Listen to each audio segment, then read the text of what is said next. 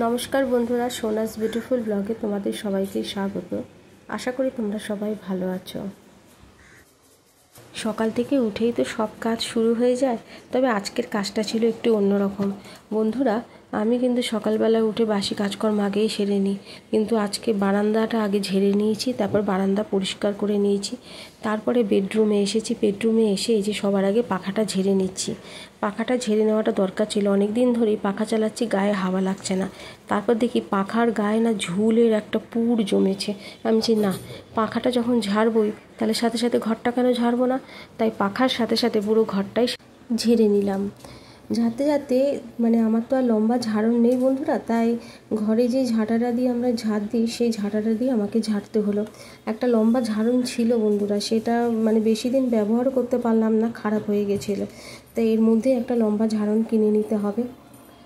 এবার যেহেতু টিভির ওই দিকটা ঝাড়বো, তাই টিভির ওই দিকে যেসব জিনিসগুলো রেখেছিলাম সেগুলো সব খাটে তুলে দিলাম। আর খাটের চাদরটা আমার কর্তামশাই নিয়ে চলে গেল, তাই আমি কর্তামশাইকে বললাম যে চাদরটা ভালো করে একটু ঘরে ঝেড়ে নাও, কেন ওর মধ্যে ঝুলগুলো পড়ে রয়েছে। কেন যখন চাদরটা ধোবো তখন ওই ঝুলগুলো কিন্তু ওই নালাতে গিয়ে আটকে যাবে, বাথরুমের যেখান দিয়ে জলটা পাস হয়। আমি এদিকে টিভির এই জায়গাটা ভালো করে পরিষ্কার করে নিলাম। তারপর আমার কর্তামশাই এসে আবার টিভির ওপরে যেগুলো যেগুলো রাখার সেগুলো আবার গুছিয়ে রেখে দিল। আর এদিকে আমি এই পাশের দেওয়ালগুলো পরিষ্কার করে নিয়েছি, দরজাটা পরিষ্কার করে নিয়েছি, জানলার জায়গাটা, তারপরে জানলার যে ফ্রেমটা, আবার জানলার রডগুলো পরিষ্কার করে নিয়ে ঘরটা ঝাড় দিয়ে দিলাম। ঘর ভালো করে ঝাড় দিয়ে এবার ঘরটা ভালো করে মুছে নিচ্ছি। সামনের ঘরটা মুছতে গেলে আমার বড্ড অসুবিধা হয়। এই যে জিনিসগুলো দেওয়ালের এক সাইডে থাকে, এগুলো প্রত্যেক দিন সরিয়ে সরিয়ে মুছতে হয়। কতদিন ভাবছি একটা র্যাক আনবো, আর আমার আর বেরোনোও হচ্ছে না, র্যাক আনাও হচ্ছে না। এখন তো স্নান করতে যাব, তারপরে জামা কাপড় কাচবো, অনেক দেরি হবে। আমার হাজব্যান্ড বললো আমি চা বসাচ্ছি, লিকার চা খাও, লিকার চা খেয়ে তারপর স্নান করতে যাও। লিকার চা খেয়ে জামা কাপড় কেচে স্নান করে বেরিয়ে পড়েছি। আমি এখন একটু ঠাকুরের এখানে একটু ঠাকুরের নাম নেব। আর আমার কর্তামশাই গেছে বাজারে। তোমরা সবাই জানো বন্ধুরা, আমি ফুল গাছ কতটা ভালোবাসি। আমার বারান্দাতেও ফুল গাছ লাগানো ইচ্ছে আছে, বেডরুমের জানলা আর এখানে ঠাকুর ঘরের জানলাতেও ফুল গাছ লাগানো। তো এখানে তোমাদের সাথে কথা বলতে বলতে ঠাকুরের বাসনগুলো একটু জল দিয়ে ধুয়ে রেখে দিলাম, মাজা বাসনই জল দিয়ে ধুয়ে রেখে দিলাম। তারপর ঠাকুরের কপালে সিঁদুর পরিয়ে দিলাম আর ঠাকুরের নাম নিয়ে চলে এলাম। বাকি পুজোটা ওই দেবে এসে, কারণ আমি পুজো দিতে বসলে ওখানে রান্নার দেরি হয়ে যাবে। তারপরে বারান্দায় যেহেতু একটু রোদ এসছে, তাই জামা কাপড়গুলো মেলে নিলাম আর এদিকে বসিয়ে দিয়েছি ভাত। কদিন ধরেই বন্ধুরা কি বলবো, এত কারেন্ট যাচ্ছে, 2 ঘন্টা 3 ঘন্টা 1 ঘন্টা করে কারেন্ট চলে যাচ্ছে। নাহলে কারেন্ট যেতই না, একদমই বন্ধ হয়ে গেছিলো কারেন্ট যাওয়া। তার জন্য মোমবাতি কিনে নিয়ে এসেছিলাম, আর এই যে মোমবাতি, হলুদ রঙের মোমবাতি, এই যে বসিয়েছি, গলে এটা হয়েছে। ভেবেছিলাম যে এই ঘরটাও আজকে ঝাড়বো, কিন্তু এই ঘর ঝাড়তে গেলে অনেক দেরি হয়ে যাবে, তাই ওরও কাজে যেতে দেরি হয়ে যাবে, সেজন্য এই ঘরটা ঝাড়তে পারিনি। এই যে 2টো মোমবাতি কিনে নিয়ে এসেছি, নতুন মোমবাতি, কারণ বলা তো যায় না, হুটহাট করে কারেন্ট চলে যাচ্ছে। গতকাল যখন কারেন্ট চলে গেছিলো, এই অন্ধকারের মধ্যে মোবাইলে আলো জ্বালিয়ে নিচে গেছি, সারা রাস্তা অন্ধকার, সারা পাড়া অন্ধকার, এখানে পরপর কয়েকটি এলাকা পুরো কারেন্ট চলে গেছে। আজকে টিফিন কিছু করার নেই, গতকাল গুরু পূর্ণিমা ছিল বলে শাশুড়ি মা ঘুগনি, লুচি, পায়েস দিয়ে পাঠিয়েছিল, সেগুলো আমরা খাইনি, সেগুলো আজকে সকালে টিফিনেই খাবো। আর একটু পেয়ারা ছিল, পেয়ারাটা খাওয়া হয়নি, ওটা একটা ডিবায় রেখে দিয়েছিলাম, ওইটা খাবো। জানি কাটা ফল এতক্ষণ রেখে খেতে নেই, কিন্তু প্রসাদ ফেলে দিতেও তো মায়া লাগে, প্রসাদ তো ফেলা যায় না বন্ধুরা। আর এখানে জিনিসগুলো নিয়েই আমার চিন্তা, প্রত্যেক দিনই সরাও, প্রত্যেক দিনই গুছিয়ে রাখো, খুব বিরক্ত লাগে এক এক সময়। তাই যত তাড়াতাড়ি সম্ভব একটা র্যাক আমার ব্যবস্থা করে নিতেই হবে, নাহলে খুব অসুবিধা হয়ে যাচ্ছে। তোমাদের সাথে কথা বলতে বলতে আমার কর্তামশাই চলে এসেছে, আর দেখো কী নিয়ে এসেছে বলো তো বন্ধুরা। এটা কী গাছ? এটা হচ্ছে বন্ধুরা স্থলপদ্ম গাছ। অনেক দিন ধরে ইচ্ছা ছিল যে আমার বারান্দায় একটা স্থলপদ্ম গাছ লাগাবো, আর সেই ইচ্ছাটা পূরণ হলো গতকাল। স্থলপদ্ম গাছটা এনেছে, যেহেতু মাটিটা নরম তাই বলেছে এখন এটা টবে লাগানো যাবে না, টবের মাটিটাকে একটু শুকাতে হবে, আর এখানে স্থলপদ্ম গাছের মাটি একটু শুকাতে হবে, তবেই টবের মধ্যে এটা বসানো যাবে। এদিকে ভাত হয়ে গেছে, আর নিয়ে এসে ট্যাংরা মাছ, বললো পেঁয়াজ দিয়ে একটু কষা করতে। আজকে বেশি কিছু রান্না করা যাবে না, কারণ এমনিতেই সকালে ঘর ঝাড়তে গিয়ে দেরি হয়ে গেছে, তাই এখানে পেঁয়াজ দিয়ে একটু কষা করে নিলাম ট্যাংরা মাছে, আর তার সাথে করে নিয়েছি জিরি করে উচ্ছে কেটে ভাজা। আমি এখানে ভাত আর ট্যাংরা মাছের কষা টিফিন কারিতে বেড়ে দিয়েছি, আর এই উচ্ছে ভাজাটা হয়ে যাবে এক্ষুনি, এটাও আমি বেড়ে দেবো। আমার কর্তামশাই বেরোবে, ঠাকুর প্রণাম করছে, এই যে সব বেড়ে দিয়েছি, আর ও বেরিয়ে গেলেই বাকি সব কাজ আমি সারবো। আমি এখনও অবধি টিফিন খাইনি বন্ধুরা, আমি একটু বাদে খাবো।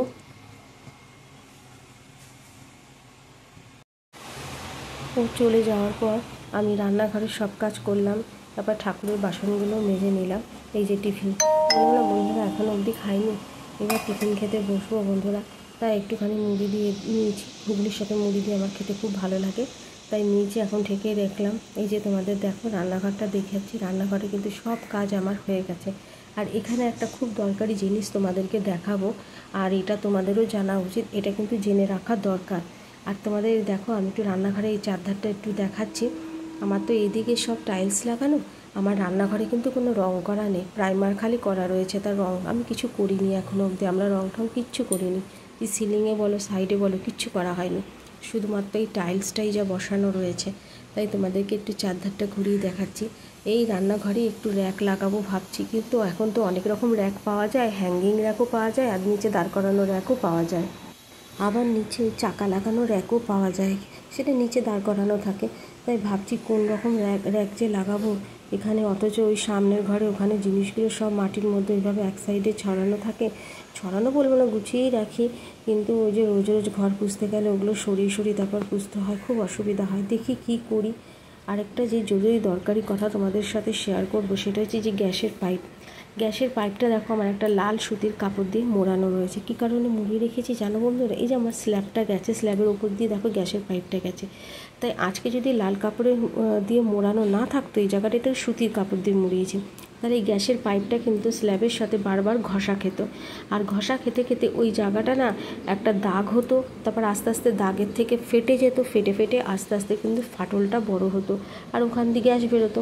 তো বন্ধুরা সবারই উচিত, সবারই তো স্ল্যাবের থাকে ওভেন, আর স্ল্যাবের নিচে থাকে সিলিন্ডার, তাই সিলিন্ডারের ওখান থেকে যখন গ্যাস পাইপটা যায় তখন স্ল্যাবের সাথে লাগে, সবারই উচিত ওই জায়গাটাতে একটা সুতির কাপড় দিয়ে এরকম করে পেঁচিয়ে রাখা।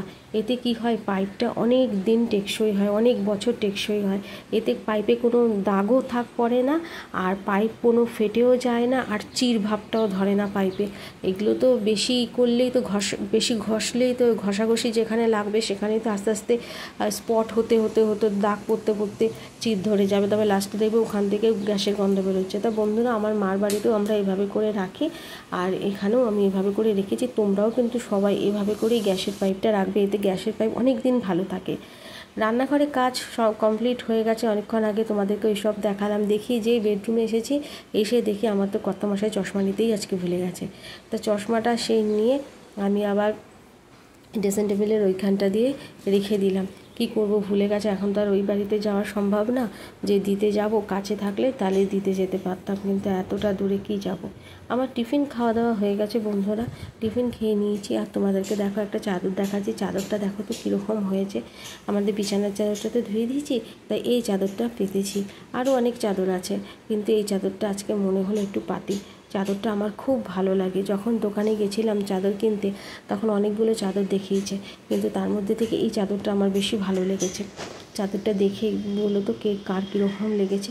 আর বেশি ভালো লেগেছে এই কারণে, এই যে এখানে দেখাচ্ছে, এই যে ডান্ডিয়া খেলা হয় না, নবরাত্রিতে ডান্ডিয়া খেলছে একটা ছেলে একটা মেয়ে, এরা নবরাত্রিতে যে ডান্ডিয়া খেলা হয় দেখো, এই ছবিটা চারদিক করে রয়েছে, আর এত সুন্দর করে রয়েছে না, যেমনি কালার তেমনি হচ্ছে প্রিন্টে করেছে, এত সুন্দর ছবিগুলো রয়েছে, আমার তো দেখা মাত্রই পছন্দ হয়ে গেছে। এই চাদরটা কিন্তু পুরো কটনের, আর আমি কটনের জিনিস খুব ভালোবাসি, আমার খুব পছন্দ হয়েছে, তখনই আমি চাদরটা নিয়ে নিয়েছি, আর অন্য কোনো চাদরের দিকে তাকায়ও নি। তোমরা দেখে বলো চাদরটা কেমন হয়েছে।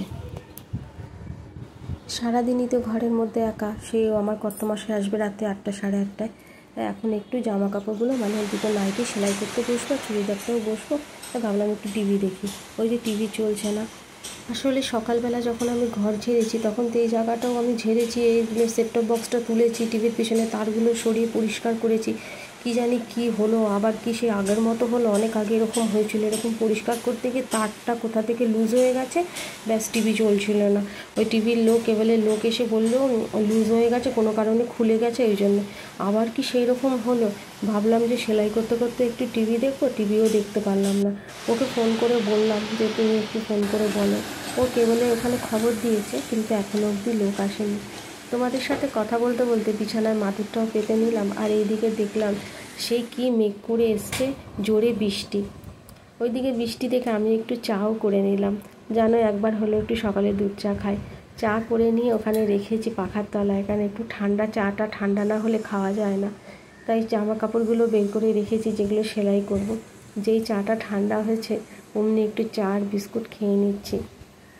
একটু বেলা করে একটু চা না খেলে আমার একদম ভালো লাগে না বন্ধুরা। তবু ফু দিচ্ছি। চাটা মুখে দিতে গিয়ে দেখি চাটা গরম রয়েছে তখনও, তাই একটু ফু দিয়ে একটু ঠান্ডা করে চাটা খেয়ে নিচ্ছি। বন্ধুরা, এই দেখো, এগুলো আমি সেলাই করতে বসেছি। এটা হচ্ছে আমার ব্লাউজ।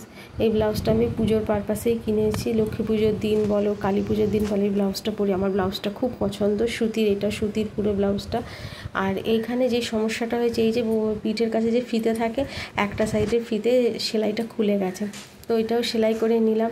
আর এখানে যে নতুন নাইটিটা এনেছে, নতুন নাইটিটার মধ্যে একটা সবুজ নাইটিটা নিচটা মুড়িয়ে নিচটা সেলাই করে নিলাম। এখন এটা সেলাই করে রেখে একটু খাবার খেতে যাব, দুপুরের খাওয়া দাওয়া করে এসে তারপর আবার বাকি সেলাইয়ের কাজ নিয়ে বসবো। তাই তাড়াতাড়ি করে এটা সেলাই করে নিচ্ছি। টিভিটা চললে বেশ ভালো লাগতো, কিছু আর করার নেই। টিভির লোকও এলো না, কেবলের লোকও এলো না। ও বারবার ফোন করছে, কেবলের লোকও এলো না এখনও অবধি, খালি বলছে আসছি আসছি, একটু বাদে আসছে।